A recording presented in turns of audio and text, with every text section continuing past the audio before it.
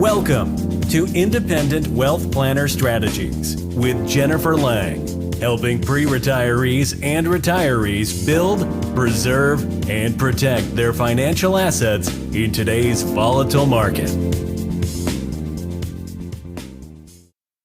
Welcome to today's webinar. I'm Mike Payne, and your host for today is Jennifer Lang. Jennifer is an author, a speaker, and a licensed financial services professional who found her love for financial literacy the hard way. Her career goals were on track as she tackled the hustle and bustle of working in New York City as a corporate manager.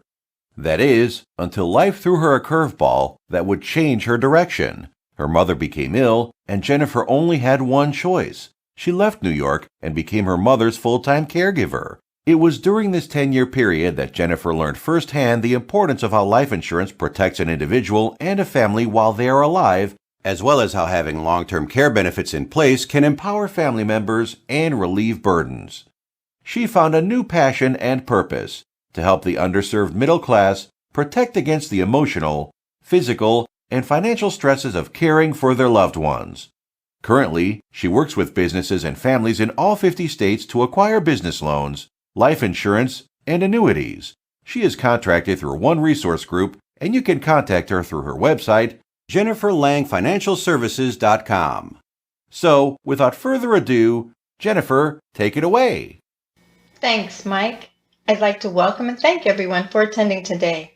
My name's Jennifer Lang, and this webinar is being recorded and will be available for rebroadcast later on. So please submit all questions via our website, JenniferLangFinancialServices.com. The chat is open, so tell me your name and where you're from, and I'll get to questions as time allows. I see some names in the chat box already.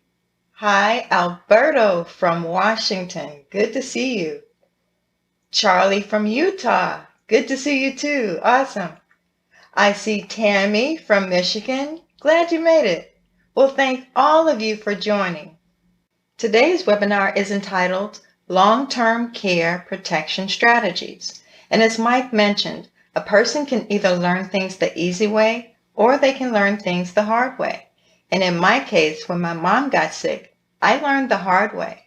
I, like most people, thought that life insurance was just something you had in order to pay for a funeral. I didn't know that it was such a powerful wealth accumulation and protection vehicle. So I do these webinars and I speak to businesses and organizations because I want to help as many people as I can reach their hopes and dreams and avoid that financial learning curve that I went through. So let's jump in. Long-term care can be an expensive drain on family resources. People might be surprised by the number of Americans who may need long-term care if current trends remain in place. It makes sound financial sense to develop a strategy and protect yourself and your family should the need for long-term care arise. At JenniferLangFinancialServices.com, we provide a wide range of services with the primary commitment of helping our clients pursue their unique financial objectives. We aim to help you develop an overall strategy tailored to your goals, time horizon, and risk tolerance. JenniferLangFinancialServices.com is dedicated to helping individuals evaluate their financial situations. We want to provide people with tools that can help them make informed decisions. We offer informational material on a wide range of topics because we understand that individuals have diverse financial needs. If you have any questions or concerns during the course of this presentation, we invite you to take advantage of our complimentary consultation. During the consultation, we can discuss your questions and begin the process of helping you develop an approach that will address your individual needs. Keep in mind that the information in this material is not intended as tax or legal advice. It may not be used for the purpose of avoiding any federal tax penalties. Please consult a professional for specific information regarding your individual situation. Many members of the baby boomer generation are now reaching retirement age. In fact, approximately 10,000 baby boomers turn 65 every day, a trend which is expected to continue until 2030. That works out to about one person every 11 seconds. How fast is that? In 2020, there will be about 3.5 working age Americans for every individual in retirement age. By 2060, there will be only 2.5 working age Americans for every individual in retirement age. The median age of the U.S. population is expected to grow from 38 today to 43 by 2060. The aging of America brings certain challenges with it. For example, it means that more and more people are expected to reach an age where they are likely to need some type of assistance. The U.S. Department of Health and Human Services reports that at least 70% of people are expected to need long-term care services at some point in their lives. While it's difficult to predict what type of care any one person might need or how long he or she will need it, statistics reveal that the average person needing long-term care will need it for about 3 years. Women are averaging longer, at 3.7 years to men's 2.2 years, and 20% of us will need care for more than 5 years. Since so many people over age 65 are expected to eventually need some level of long-term care, it makes sense to have a better understanding about long-term care and how it works, and to consider what you can do to prepare financially. To do that, we need to examine 3 key questions. First, what is long-term care? Second, how much does it cost? And third, what are your long-term care funding options? Okay, so what is long-term care? Well, long-term care includes skilled nursing home care, such as the rehabilitative care needed after an extended hospital stay. But that's just one of the many types of care available. Long-term care also includes assisted living facilities. These are environments for individuals who can no longer function independently but don't need daily care. These facilities offer occasional help with what are referred to as ADLs, the activities of daily living. ADLs include help bathing, dressing, eating, transferring, getting in and out of bed, or wheelchair and walking. It also can include home health care, that is, occasional help with the activities of daily living we just listed, as well as help with meals, budgeting, house cleaning, medication management, and even transportation. In this case, however, the help is offered by hired assistants who come to your home on a regular basis. Long-term care even includes respite care, an occasional break for family members who provide long-term care services. Next question. How much does long-term care cost? Well, the costs vary state by state and region by region. The national average for assisted living centers for a single occupancy room is $48,000 a year. The average cost of a skilled nursing home care facility room, again, a single room occupancy in a nursing home, is much higher at $100,375 a year. The price can range widely from there. Some areas such as Utah and Missouri, for example, are somewhat lower than the national average for long-term care costs. Others, like New York or California, are quite a bit higher. So, what are your options for long-term care? Well, there are many. However, your primary choice is between 2 options: either self-insure or purchase long-term care insurance. And then, of course, there are some who choose to add long-term care riders to their annuities. Let's go through the 2 most common. Now, self-insure involves depending on personal savings and investments to fund any long-term care needs. This would give you complete flexibility, but require that you be prepared for the potential expense.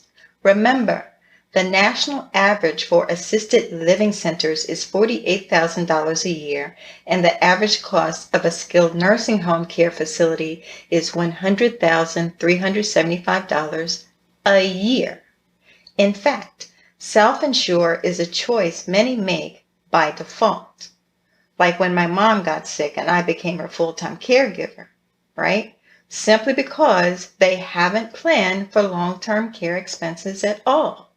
But as you will see, self-insuring has consequences.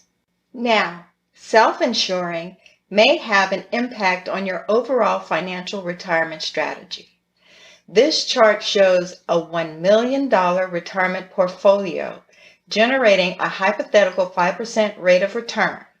It assumes a 65-year-old couple will be withdrawing $50,000 per year, adjusted upward by 3% each year to account for inflation. If all goes as planned, their retirement portfolio has the potential to provide income until the couple reaches age 92. If, however, one spouse spends the first 5 years of his or her retirement in a nursing home, the portfolio's income potential changes. The hypothetical example assumes the couple will spend $117,000 a year, adjusted upward 3% each year for inflation, during the 5 years with the spouse requiring long-term care. Now, as you can see, if they make no changes, their funds will be exhausted by the time they reach 83 years old. The following video gives us a recap. When it comes to life post-retirement, healthcare is an important needle to thread. 70% of people turning 65 can expect to need some form of extended healthcare. While it's never fun to think about aging, creating a patchwork of solutions can help secure your future health and well-being. By 2030, 18 million people over 65 will be dealing with a disability, so that is a piece that must be considered. And since women outlive men by 5 years on average, they may need to consider this in their extended care solutions. The costs are higher than ever. Americans spend billions of dollars a year on extended healthcare services. There are a variety of products at your disposal for extended care, the most obvious being insurance. Additional choices may include riders on life insurance, fixed annuities, or self-funding through savings. What's important is getting the funding choices you select to work together and work for you.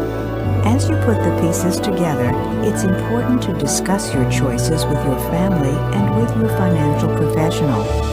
Together you can create a strategy that's designed to ensure your comfort and security as long as you need it.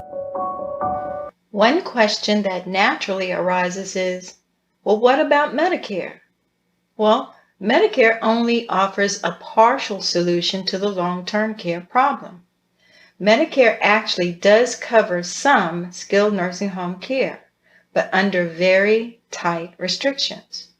First, you have to have stayed in a hospital for 3 days and then be discharged directly to a skilled nursing home facility. However, Medicare does not pay for custodial care.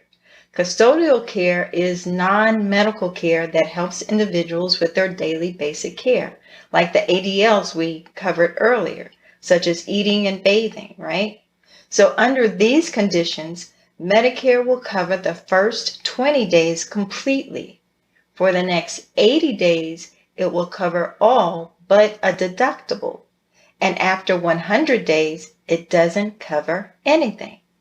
This assumes, of course, that you find a skilled nursing facility that accepts Medicare and you meet the other conditions Medicare imposes. The following video looks at the biggest misconceptions of Medicare. Long-term care insurance protects you and your family.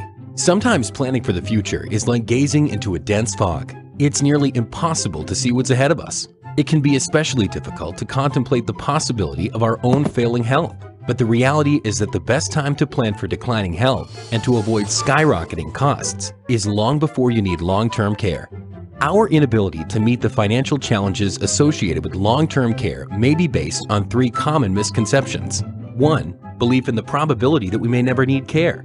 2. Mistaken ideas about where that care will be provided. And 3. Thinking that Medicare pays for long-term care. Long-term care can be provided at home, in an assisted living facility, or in a nursing home. Many people underestimate the cost of long-term care and overestimate the public funding that is available. Here's a wake-up call. Medicare, the government health insurance program primarily for people age 65 and over, does not fund most long-term care services. Medicare only covers short-term care. It may also cover some nursing home or assisted living costs, but only for skilled care that is deemed medically necessary for the duration of an illness, usually limited to 100 days following a 3-day hospital stay. As a result, Medicaid has become the primary source of public funding for long-term care.